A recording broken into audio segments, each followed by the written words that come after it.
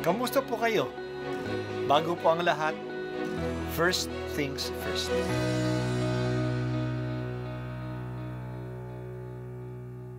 Good morning po. Sinisimulan po natin ngayon ang first things first. At dito po, tinatalakay natin sa unang bahagi ng umaga natin ay ang first readings na binabasa po sa banal na misa. Ito pong tinatalakay natin kasi madalas po kasi marami na tayong alam tungkol sa gospel readings. Pero konti po ang nagsasalita sa first readings. Pero ang first readings, bahagi din po yan ng Biblia, ng banal na kasulatan.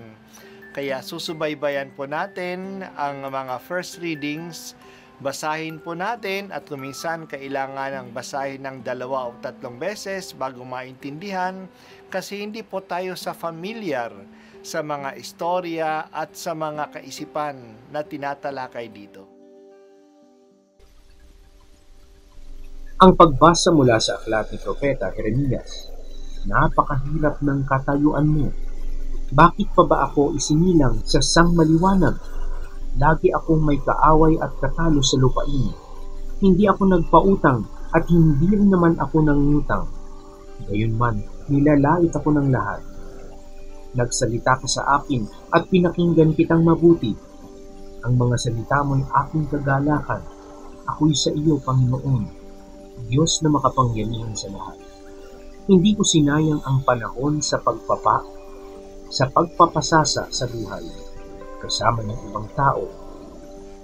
Hindi ako nakigalak sa kanila.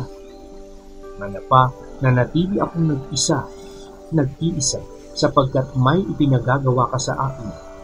Kaya nga, nagpupuyo sa galit ang kalooban ko. Bakit hindi na natapos ang aking paghihirap? Bakit hindi na gumaling ang mga sugat ko? Talaga bang wala ng lunas ito? Wala na ba akong tatanggapin kundi kabiguan, gaya ng isang batis na natutuyo sa tag-araw? Ganito ang itinugo ng Panginoon. Kung manunumbalik ka, tatanggapin kitang muli, at ikay muli kong gagawing alipin. Kung magsasalita ka ng bagay na may kabuluhan, at iiwasang sambitin ang anumang kasumpa-sumpa, gagawin uli kitang propeta. Babaling na muli sa iyo ang mga tao. Subalit huwag kang paroroon sa kanila. Sa harapan ng mga taong ito'y gagawin kitang isang matibay na pader na tanso. Makikipaglaban sila sa iyo, ngunit hindi ka nila matatalo. Sa iyo ako upang ikay pangalagaan at ingatan. Ililigtas kita sa kamay ng masasama at iingatan laban sa mararahas. Ang salita ng Diyos. Salamat sa Diyos. Jeremiah was an unwilling prophet since the beginning. Noong unang tinawag siya ng Diyos, ayaw na ni Jeremias na sumunod. Nagdahilan siya na hindi siya marunong magsalita, na siya'y bata pa. Pero matatanggihan ba natin ang Diyos? Kaya napilitan si Jeremias na maging propeta. Pero hindi ito naging madali sa kanya. Kinokontra siya ng mga tao dahil sa salita ng Diyos na kanyang binibitiwan para sa kanila. Kaya nagrireklamo siya. Bakit pa raw siya isinilang? Marami ang galit sa kanya kahit na hindi naman siya nangungutang o nagpapautang. Madalas nagagalit ang mga tao sa atin kasi nagpautang tayo at ayaw ng mga tao na magbayad. O nangutang tayo at hindi naman tayo nakakabayad. Pero hindi naman ito ang kaso ni Jeremias. Nagsasalita ang Diyos sa kanya at ikinasisiyan niya ang salita ng Diyos.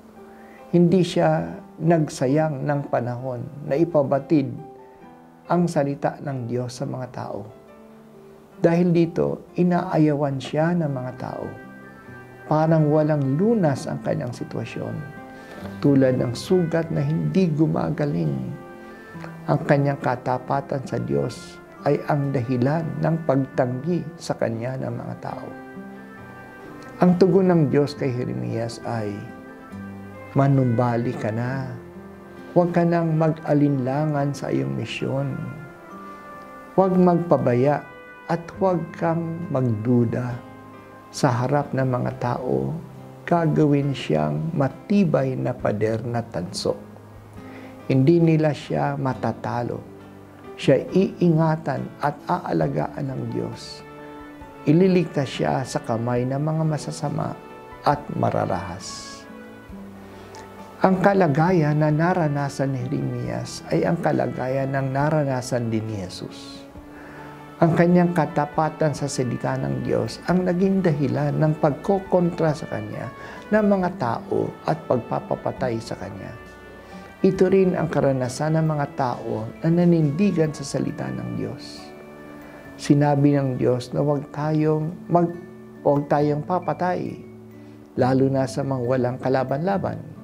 Kapag naninindigan tayo na masama ang abortion, pagpapatay ng mga bata, tayo daw ay walang awa sa mga babae at hindi hinagalang ang mga babae. Salita ng Diyos na ang pinagsama ng Diyos ay huwag paghiwalayin ng tao. Sa ating paninindigan na masamang divorce, old-fashioned daw tayo at wala na sa panahon. Salita ng Diyos na ang buhay at kamatayan ay nasa kamay ng Diyos. Sa ating pagkokontra sa pagpapatay ng matatanda at mga may sakit, wala daw tayong awa.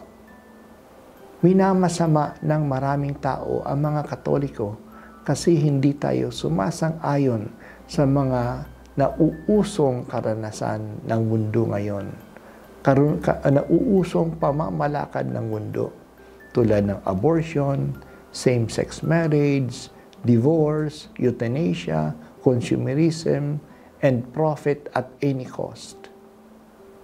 Huwag na huwag tayong magsawa sa ating panindigan.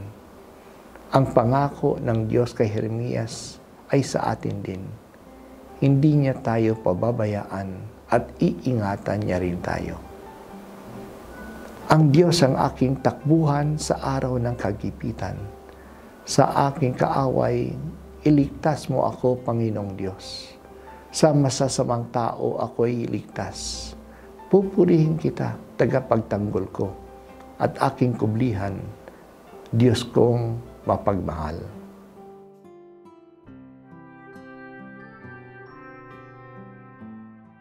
At ako po ay si Bishop Broderick Pabilio dito sa First Things First.